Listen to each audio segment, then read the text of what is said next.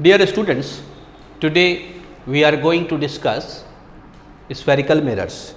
Spherical mirrors क्या होते हैं और कैसे रिफ्लेक्शन कर कर इमेज बनाते हैं, इसको हम सीखने जा रहे हैं.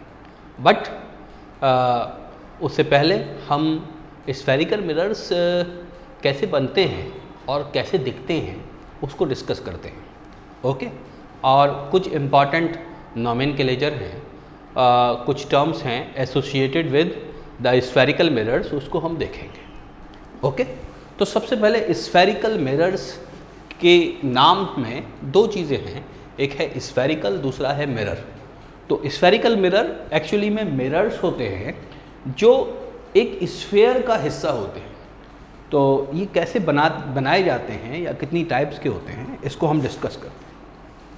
सबसे पहले मैं एक परफेक्ट स्फेयर बनाता हूँ जिससे आप लोगों को आसानी होगी समझने में कि एक्चुअली में स्फेरिकल मिरर्स कैसे होते हैं. आपने पता नहीं इस बार क्योंकि क्लासेस नहीं हो रही हैं तो लैब में जाके प्रैक्टिकल किए भी नहीं होंगे और देख भी नहीं पाए होंगे शायद कि स्फेरिकल मिरर्स कैसे होते हैं. बहरहाल मैं कोशिश करता हूँ. सबसे पहले मैं एक स्फेयर बनाने जा रहा हूँ स्टूडेंट्स. तो परफेक्ट स्फेयर बनाने के लिए मैंने ये थ्रेड मेथड अपने एक टीचर से सीखा था. एक थ्रेड की मदद से एक ऐसे परफेक्ट स्क्वायर बनाया जा सकता, परफेक्ट स्फेयर बनाया जा सकता है बोर्ड पर. Okay so this is a sphere, एक बॉल की तरह है. और कैसा स्फेयर है देखिए, ये सबसे पहली बात तो हॉलो है. हॉलो है मतलब इसकी एक थिकनेस है और अंदर इसके एयर या वैक्यूम है. हॉलो है. दूसरी बात, ये किस मटेरियल का है, ये ट्रांसपेरेंट मीडियम का है, ट्रांसपेरेंट मटेरियल का है. ट्रांसपेरेंट मटेरियल कौन से मटेरियल्स होते हैं जो लाइट एनर्जी को अपने अंदर न सिर्फ परमिट करते हैं बल्कि ट्रेवल करने देते हैं. Okay and perfect almost perfect transparent medium is a glass. तो हॉलो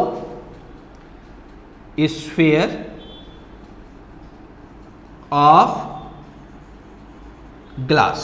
आमतौर से स्फेरिकल मिरर्स ग्लास से ही बनते हैं तो मैंने इसलिए इसका नाम लिखा hollow spherical sphere of glass. एक ग्लास की हॉलो स्फीयर है, इसका मतलब इसकी कुछ थिकनेस है लेकिन अंदर इसके कुछ नहीं है.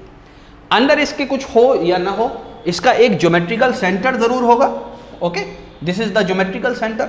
और इस ज्योमेट्रिकल सेंटर की खास बात क्या है कि इसका डिस्टेंस स्फेयर के हर पॉइंट से बराबर रहता है और उसको से हम कैपिटल आर से डिनोट करते हैं. ओके स्फेयर के स्फेयर जो सेंटर होगा वहाँ से हम उसकी सरफेस पर कहीं पर भी किसी भी जगह सरफेस पर अगर एक स्ट्रेट लाइन लेकर जाएं तो वो जो डिस्टेंस होगा वो हर जगह हर पॉइंट से बराबर आएगा. ये जो कॉमन पॉइंट होता है इसको सेंटर ऑफ द स्फीयर बोलते हैं. This is one thing. Now अब हमें स्फेरिकल मिरर अगर बनाना है तो हम क्या करते हैं, हम इस स्फीयर को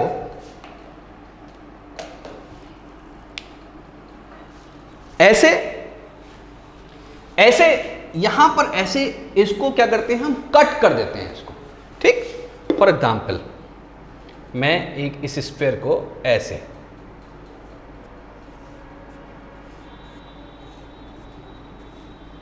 कट करते हैं और ये वाला जो हिस्सा बचा, इधर वाला, ये वाला जो पार्ट बचा, ये मेरे काम का है. ओके ऐसे ही एक कट और लगाया मैंने इधर की तरफ,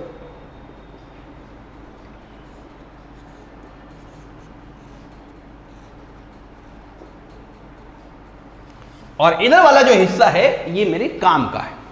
ये मुझे दिखेगा कैसा, जब मैं इसको काट लूंगा तो मुझे ये दिखेगा कैसा. और जो बीच वाला जो हिस्सा है ये मेरे काम का नहीं, तो मैं इसको क्या करता हूं, मैं इसको मिटा देता हूं. ओके मैं इस रेडियस को भी मिटा देता हूं, अभी इसकी कोई जरूरत नहीं है. मैं इस वाले रेडियस को भी मिटा देता हूं. तो मेरे पास ये दो हिस्से ऐसे बचे. ओके, सेंटर मैं बना रहने देता हूं, इस आर को भी मिला देता हूं। मेरे पास दो हिस्से ऐसे बचे, मैंने जो कट लगाया था दो हिस्से ऐसे बचे। ये मुझे दो हिस्से दिखेंगे कैसे, देखने में कैसे होंगे? तो मैंने उसके लिए अपने एक बर्तन की मदद ली। मुझे वो ऐसे दिखेंगे, ये इधर वाला हिस्सा है कट, ये इधर उभरा हुआ हिस्सा है, और इधर कैसा है, इधर ये जो है एक नशेब है, एक समझिए दबा हुआ हिस्सा है, प्रेस्ड हिस्सा है। तो प्रेस्ड हिस्सा इधर और उभरा हुआ हिस्सा इधर। इसी तरह से ये वाला जो पोर्शन है वो कैसा है, वो ऐसा है। तो एक्चुअली में ये जो काली लाइन बनी हुई है ये क्या चीज है? ये बेसिकली अगर मैं इस पर्टिकुलर पीस की बात करूं तो इसमें मैं किसी भी एक पॉइंट से और इसके सबसे बीच वाले पॉइंट से होकर एक लाइन बना दूं तो वो लाइन यहां पर बनी हुई होती है।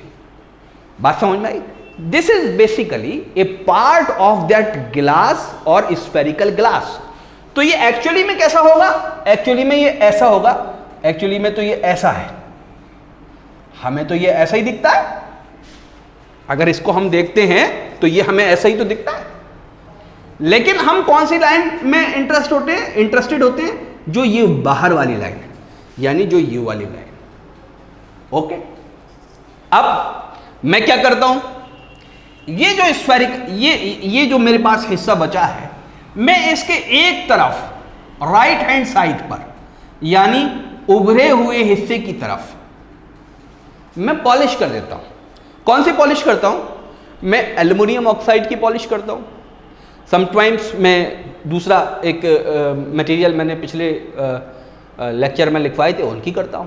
बहरहाल मैं किसी एक तरफ पॉलिश कर देता हूं। जैसे ही मैं पॉलिश करता हूं तो इसकी दूसरी वाली साइड कैसी हो जाती है? ओपेक हो जाती है ना? कैसी हो जाएगी? मैंने आपको दिखाया था ग्लास के अंदर, ये पॉलिश सरफेस है इस मिरर की ये पॉलिश सरफेस है। तो ऐसी ही पॉलिश मैंने इस साइड पे कर दी। जब मैं इस उभरे हुए हिस्से की तरफ पॉलिश कर देता हूं, यानी ये जो बर्तन है इसके इधर की तरफ पॉलिश कर देता हूं, जो उभरा हुआ हिस्सा है, ओके, और जो ये दबा हुआ हिस्सा है इस पे नहीं करता। जैसे ही मैं ऐसा करता हूं ये गिलास से एकदम से मिरर बन जाता है। क्या बन जाता है? मिरर बन जाता है। But it is very much different from our plane mirror. ये प्लेन मिरर नहीं है, ये स्फेयर का हिस्सा है, इसीलिए ये कैसा मिरर है? ये स्फेरिकल मिरर है, स्फेरिकल मिरर। ओके, तो in this way I make a spherical mirror. दूसरा वाला हिस्सा ये वाला है मेरे पास। इसके अंदर मैंने क्या किया? इसके अंदर मैंने अंदर की तरफ पॉलिश करी। ओके, ये मेरे पास दूसरा मिरर तैयार हो गया, ये भी मिरर हो गया। क्योंकि ये भी स्फेयर का हिस्सा है तो इसको भी मैं बोलूंगा स्फेरिकल मिरर। इसके मैंने कहां पर पॉलिश करी? इसका जो अंदर दबा हुआ हिस्सा था इसके अंदर मैंने पॉलिश करी, और ये जो बाहर वाला उभरा हुआ हिस्सा है इसको मैंने क्या किया? इसको मैंने ऐसे ही छोड़ दिया ग्लास को। तो जैसे ही मैं ऐसा करता हूं ये ग्लास से फौरन से क्या बन जाता है? मिरर बन जाता है।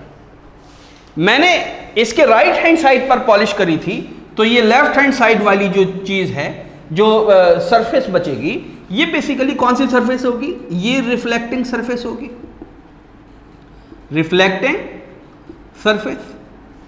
और इस वाले मिरर में भी लेफ्ट हैंड साइड वाली सरफेस रिफ्लेक्टिंग सरफेस होगी, लेकिन ये उभरी हुई सरफेस है, ये भी रिफ्लेक्टिंग सरफेस है,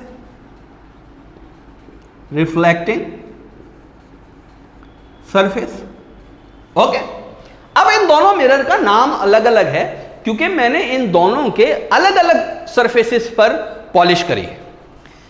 जिस मिरर के बाहर की तरफ पॉलिश करी है, जिस मिरर के उभरे हुए हिस्से की तरफ पॉलिश करी है, और जो दबा हुआ हिस्सा है, प्रेस्ड हिस्सा है, उसको मैंने ऐसे ही छोड़ दिया, रिफ्लेक्टिंग सरफेस उधर बना दी या बन गई।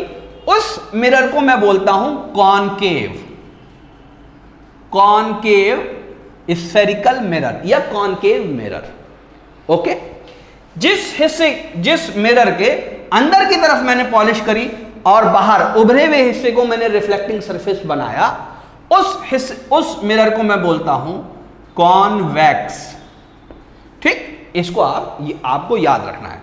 सो now we are having two kinds of mirror, one is concave mirror and another is convex mirror. Okay, concave mirror, convex mirror. अब इसकी और आगे की बातें हम सीखेंगे। दोनों ही मिरर का कोई ना कोई सेंटर ऑफ कर्वेचर होता है। सेंटर ऑफ कर्वेचर कौन सा होता है?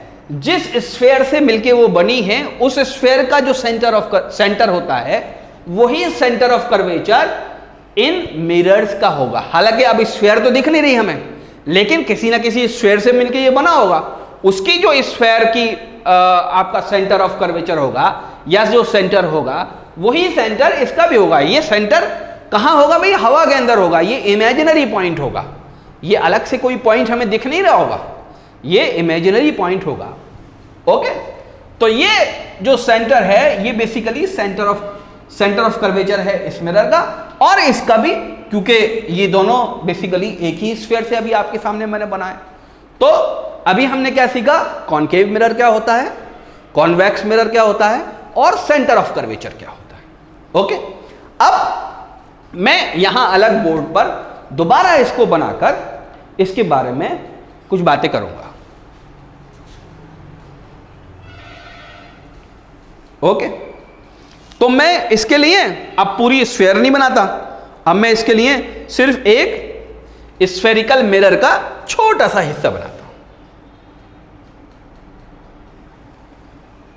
Suppose this is our spherical mirror और ये इसका सेंटर है,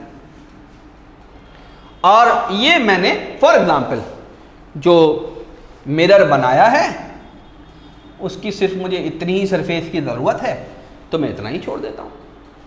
ओके, हम कितना काटेंगे? हमें जितना बड़ा चाहिए उतना हम बड़ा काट लेंगे। बात समझ में आई? हमने यूं कट लगाया तो इतना बड़ा मिल गया, हम और अंदर की तरफ कट लगाते तो एक छोटा प्लेट की तरह मिलता हमें। बात समझ में आती है? ओके, मैंने क्या किया है कि इधर की तरफ पॉलिश कर दी है, बाहर की तरफ मैंने क्या किया? पॉलिश कर दी। तो ये कौन सा मिरर है? Concave mirror. This is one thing. What is the, where is the centre of this mirror? Centre, जिस स्फीयर का ये हिस्सा है उसका जो सेंटर था वही सेंटर इसका भी है, सेंटर ऑफ कर्वेचर। अब इसकी कुछ चीजें हम समझते हैं। एक चीज होती है पोल। तो पोल बेसिकली कोई सा भी पॉइंट हो सकता है, लेकिन जो बहुत मैक्सिमम टाइम्स हम पोल लेते हैं वो इसके अंदर एक पॉइंट होगा। वो पॉइंट कैसा होगा तो उसको ढूंढने का मैं तरीका बताता हूं। ये मेरे पास मिरर है अवेलेबल। ओके, ये कैसा है भाई? गोल है। मैं क्या करूं, इसके अंदर एक पानी की बूंद डाल दूं, कहीं पर भी डाल, और इसको यूं बिल्कुल हॉरिजॉन्टल पकड़ूं, इसको बर्तन की तरह पकड़ूं। ये बर्तन है, बर्तन की तरह हम जैसे पकड़ूं, इसके अंदर मैंने एक बूंद पानी की डाली, तो पानी की बूंद बहकर बिल्कुल सेंटर में आएगी, बिल्कुल यहां वाले हिस्से पर आ जाएगी अंदर। बात समझ में आती है?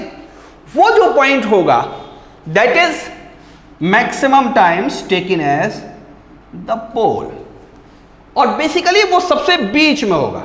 इसको मैं ब्लू पेन से बनाता या रेड पेन से बनाता हूं ताकि अलग से नजर आए। What is this? This is pole. And what is this? See, इसका भी पूरा नाम लिख देते हैं। This is centre of curvature. Centre की दो अलग अलग स्पेलिंग्स लिखते हैं, CENTER भी लिखते हैं, TRE भी लिखते हैं। तो ये तो ब्रिटिश और अमेरिकन इंग्लिश का फर्क है, इसमें दोनों ही सेंटर की स्पेलिंग सही हो। बहरहाल, तो this is centre of curvature and this is pole. Pole को हमने लाल पेन से लिखा है और इसको हम P लिख देते हैं, तो पोल एक पॉइंट हो गया। Okay, now centre of curvature और अगर पोल को हम मिला दें तो ये एक बड़ी इंपॉर्टेंट लाइन बनेगी। पहले मैं बना देता हूं, फिर मैं इसके बारे में बात करूंगा। इसको मैं ब्लू पेन से बनाता हूं।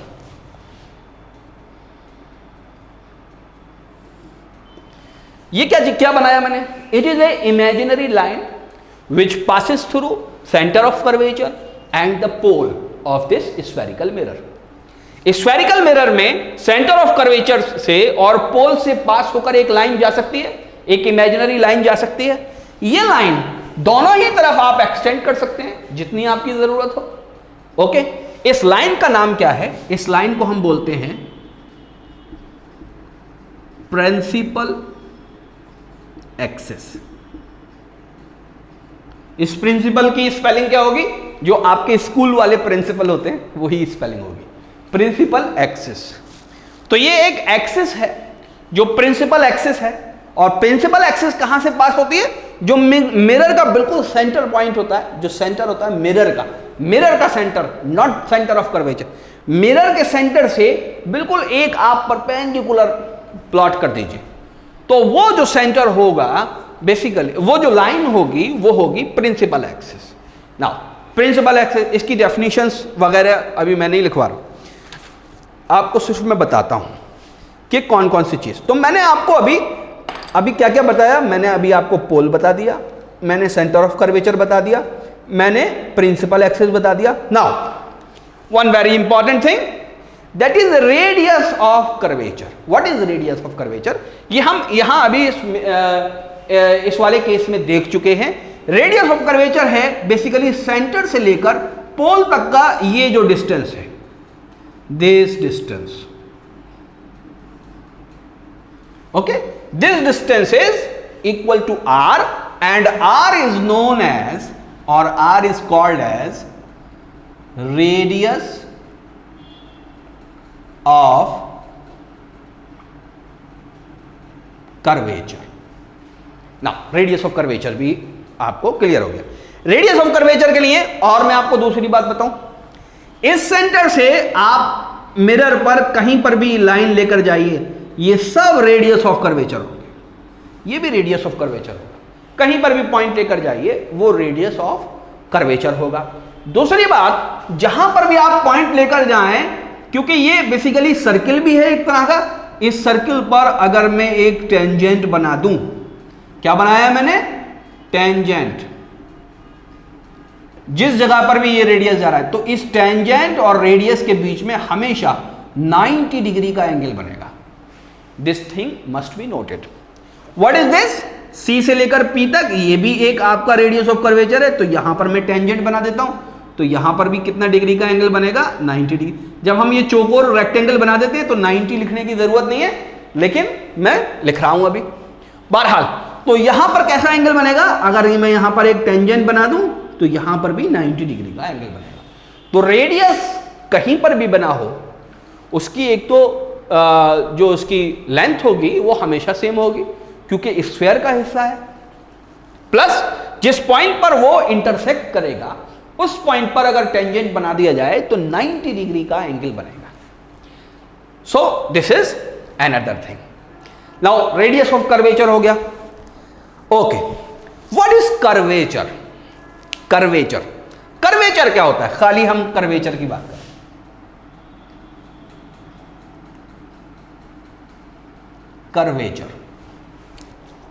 कर्वेचर का मतलब होता है मुड़ना। देखिए, ये स्फीयर बन रही है और ये ऐसे मुड़कर आया है, इसका एक पर्टिकुलर रेडियस ऑफ कर्वेचर है। अगर मैं रेडियस ऑफ कर्वेचर छोटा ले लूं तो ये जो स्फीयर बनेगी ये जल्दी मुड़ जाएगी, ये जो है वो ज्यादा मुड़ी हुई होगी। तो इसका अगर रेडियस ऑफ कर्वेचर कम है तो कर्वेचर ज्यादा होगा। अगर रेडियस कम है तो वो जल्दी जल्दी मुड़ेगी। बात समझ में आती है? और अगर मैं रेडियस बड़ा कर दूं तो पता चला ये इसका रेडियस कितना, इसका रेडियस फॉर एग्जांपल यहां से आएगा, तो ये आपके धीरे धीरे मुड़ेगी, तो इसका कर्वेचर कम होगा। तो रेडियस अगर कम है तो कर्वेचर ज्यादा है, और रेडियस अगर ज्यादा है तो कर्वेचर कम है। This is one thing. तो कर्वेचर आपको क्लियर हो गया। अब एक टर्म हम बार बार इसके अंदर देखेंगे, या अभी एग्जाम के लिए तो ज्यादा इंपॉर्टेंट नहीं है, लेकिन मैं उसका डिस्कशन करता हूं। एक चीज होती है aperture. Aperture. What is aperture? तो मैं कुछ इस सब मिटा देता हूं इसका, ये जो मैंने रेडियस बना रखे थे ये मिटा रहा हूं, ये टेंजेंट मिटा रहा हूं मैं। ओके, देखिए अपर्चर जो हिस्सा है ना, यहां से लेकर और यहां तक, इस मिरर में देखिए जो रेड वाली लाइन बन रही है ना, यहां से लेकर और यहां तक, ये जो हिस्सा है ये बेसिकली अपर्चर है। अपर्चर वो हिस्सा है जहां से लाइट आएगी, जहां से लाइट आएगी। लाइट किधर की तरफ से आएगी? पॉलिश्ड सरफेस की तरफ से आएगी। तो अपर्चर एक बात क्लियर हो गई। Now there is one more very important point, that is focus. एक पॉइंट होता है जिसको हम बोलते हैं फोकस। ये फोकस की क्या सिग्निफिकेंस है, ये बड़ा इंपॉर्टेंट पॉइंट है। ये अभी जब हम और आगे इमेज की बात करेंगे ना तो उस वक्त समझाएंगे। बहरहाल फिलहाल मैं ये पॉइंट डिस्कस कर देता हूं। एक पॉइंट होता है फोकस, ठीक? What is this? It is focus. और ये पॉइंट कहां होता है? ये सेंटर ऑफ कर्वेचर और पोल के बिल्कुल बीच में होता है। और कहां पर होगा? प्रिंसिपल एक्सिस के ऊपर, प्रिंसिपल एक्सिस के बीच में होगा। And it is exactly midway to the centre of curvature and pole. और फोकस और पोल के बीच का जो डिस्टेंस है उसको हम बोलते हैं फोकल लेंथ। तो f is basically focus and small f is focal length. Focal length, तो फोकस भी बता दिया मैंने, फोकल लेंथ भी बता दिया। क्योंकि ये बिल्कुल मिड पॉइंट होता है तो फोकल लेंथ किसके बराबर होगी? फोकल लेंथ बराबर हो जाएगी radius of curvature divided by 2। ये f is equal to r/2 जो वैल्यू फॉर्मूला है, इसको हम 12th क्लास में जब हम ऑप्टिक्स पढ़ेंगे उसमें हम प्रूफ भी करते हैं। 10th क्लास में हमने ये प्रूफ करना मुनासिब नहीं समझा क्योंकि ज़्यादा टफ हो जाएगा, वरना सिलेबस बढ़ जाएगा। तो इसलिए आप यहाँ पर इस फॉर्मूले को डायरेक्टली यूज़ करेंगे कहीं पर भी, लेकिन इसका हम प्रूफ 12th क्लास के अंदर भी करेंगे। f is equal to r/2, इसका हम डायरेक्ट यूज़ करेंगे। तो फोकस हो गया, सेंटर ऑफ कर्वेचर हो गया, पोल बता दिया मैंने आपको, रेडियस ऑफ कर्वेचर बता दिया, अपर्चर बता दिया, कर्वेचर बता दिया। ये तकरीबन बहुत सारी चीजें मैंने आपको बता दी। किस मिरर के बारे में बताई? कॉनकेव के बारे में बताई, ठीक? कॉन्वेक्स में भी थोड़ा सा मुझे एक्सरसाइज करनी पड़ेगी, बाकी ये सारी चीजें सेम ही हैं। तो मैं यहां पर एक कॉन्वेक्स मिरर बनाता हूं।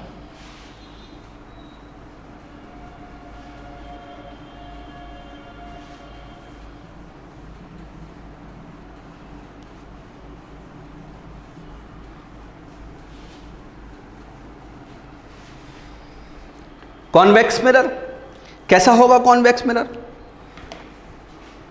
कॉन्वेक्स मिरर मैंने बनाया था ऐसे, ठीक? थोड़ा और इसको इधर बना लेते हैं।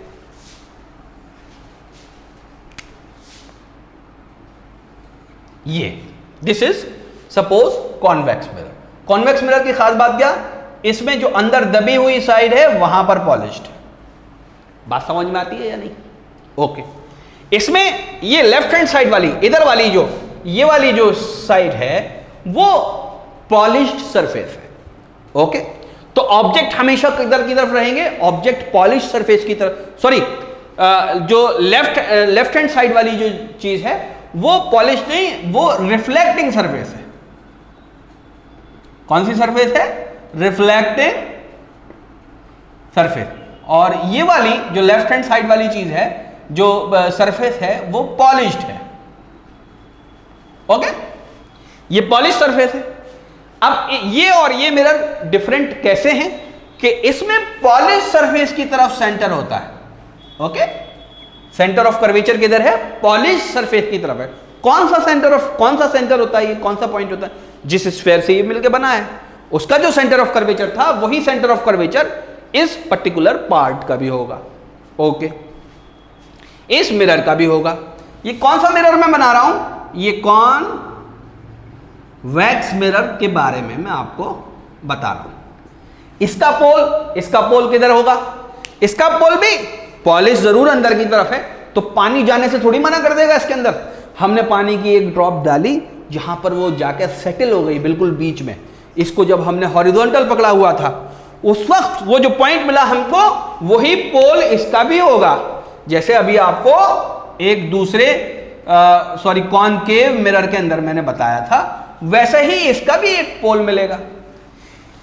इस पोल को मैं अगर सेंटर ऑफ कर्वेचर से मिला दूं, तो ये जो लाइन मुझको मिली, यही क्या होगी, प्रिंसिपल एक्सिस होगी। इसमें ऑब्जेक्ट किधर रखेंगे, रिफ्लेक्टिंग सरफेस की तरफ रखेंगे। इसमें भी इधर ऑब्जेक्ट रहेंगे, इमेज चाहे जिधर बने, इसमें भी रिफ्लेक्टिंग सरफेस की तरफ ऑब्जेक्ट रखते हैं, कॉनकेव की तरफ। Okay, now what is radius of curvature? Radius of curvature, इसका भी सेंटर से लेके पोल तक का जो डिस्टेंस है वो रेडियस ऑफ कर्वेचर होगा। इसके अंदर ये जो डिस्टेंसेस हैं रेडियस ऑफ कर्वेचर या सेंटर, ये बेसिकली पॉलिश सरफेस की तरफ है। इसका जो आधा, जो बीच वाला पॉइंट होगा, इसका भी ये फोकस होगा। हालांकि ये फोकस रिफ्लेक्टिंग सरफेस की तरफ नहीं है, लेकिन सेंटर ऑफ कर्वेचर तो अंदर ही होता है, स्फीयर के बाहर नहीं हो सकता, और हमने अंदर ही की तरफ पॉलिश करी। फोकस से और पोल तक का जो डिस्टेंस है वो बेसिकली यहां पर इसका भी फोकल लेंथ होगी। तो इसकी फोकल लेंथ, इसका radius of curvature right hand side पर है, और जो कॉनकेव मिरर था, इसका फोकल लेंथ, इसका radius of curvature left hand side पर है। सिर्फ राइट हैंड साइड और लेफ्ट हैंड साइड की वजह से साइन कन्वेंशन दोनों के अलग अलग होते हैं, जिसकी बारे में हम बात करेंगे बाद में। ओके, इसका अपर्चर क्या होगा? इसका अपर्चर भी इस पॉइंट से लेकर इस पॉइंट तक होगा, लेकिन लेफ्ट हैंड साइड की तरफ होगा। अपर्चर मतलब वो ओपनिंग जहां पर लाइट आ सकती है, तो लेफ्ट हैंड से जहां जहां से लाइट आ सकती है। दूसरी बात, इसका कर्वेचर क्या होगा? कर्वेचर मैं आपको बता चुका हूं, जैसा कर्वेचर स्फीयर का था जो कर्वेचर, वही कर्वेचर इसका होगा, या कर्वेचर की आपको डेफिनेशन बता चुका हूं। ओके, दूसरी बात, क्या इसके अंदर ये वाला फॉर्मूला लागू होगा, F is equal to R by 2? Yes, लागू होगा। यहां पर भी वही बात है। बस दोनों मिरर्स में डिफरेंस क्या है? इसके जो प्रेस्ड वाली सरफेस थी, दबी हुई सरफेस थी, उस पर हमने पॉलिश करी है, और इसकी प्रेस्ड वाली सरफेस को पर नहीं करी, जो उभरी हुई सरफेस थी उसकी करी। तो one is concave mirror and the second is convex mirror. तो these are two mirrors and both of these two mirrors are spherical mirrors। और भी मिरर्स होते हैं, जैसे सिलिंड्रिकल मिरर्स होते हैं। सिलिंड्रिकल मिरर्स कैसे बनते हैं मैं आपको सिर्फ बताता हूं, आपके सिलेबस में नहीं है, लेकिन जब मैं बताऊंगा तो आपको थोड़ा सा इंटरेस्ट आने लगेगा कि मिरर्स बहुत तरह के होते हैं। इसको हम हायर क्लासेस में पढ़ते हैं, ठीक। तो for example, if I have a sphere of cylinder of glass, इसको मैं क्या करूं, अगर मैं इसको ऐसे कट लगा दूं, ठीक, तो मेरे पास ये कैसा मिलेगा, मुझे कैसा दिखेगा? मेरे पास एक ऐसा मिरर दिखेगा। देखिए मोड़ा हुआ, मोड़ रहा हूं मैं इस बुक को, क्या कर रहा हूं, मोड़ रहा हूं, ऐसे मुड़ा हुआ दिखेगा। तो ये प्लेन मिरर नहीं होगा, ये ऐसे मुड़ा हुआ होगा। देखिए ये ऐसे मोड़ा है, मैंने ऐसे मोड़ा है। ओके, तो अब मैं इसके बाहर की तरफ पॉलिश करूं, अंदर की तरफ पॉलिश करूं, तो इस वजह से इसका नाम बदल जाएगा, कॉन्वेक्स हो जाएगा या कॉनकेव हो जाएगा। सिलिंड्रिकल मिरर तो ये है ही, तो सिलिंड्रिकल कॉनकेव मिरर हो जाएगा या सिलिंड्रिकल कॉन्वेक्स मिरर हो जाएगा। Okay, so this explanation is good enough as far as the introduction of spherical mirror is concern. नाउ हम एक स्टेप आगे बढ़कर साइन कन्वेंशंस को देखेंगे और इमेज कैसे बनती हैं, फिर रेज कैसे रिफ्लेक्ट करता है ये मिरर। ओके, इन सब चीज़ों को आप नोट कर लीजिए, इसके आप नोट्स बना लीजिए। Okay, thank you very much.